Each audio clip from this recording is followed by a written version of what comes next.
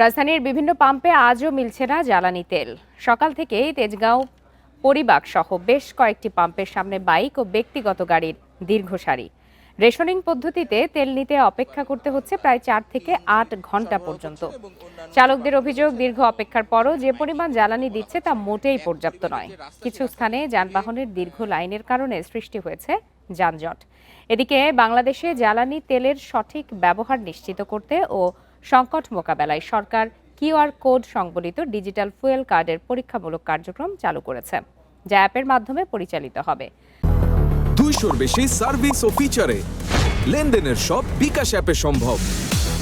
প্রাথমিক পর্যায়ে এই কার্ডের মাধ্যমে মোটরসাইকেলে তেল সরবরাহের কথা জানান পাম্প সংশ্লিষ্টরা।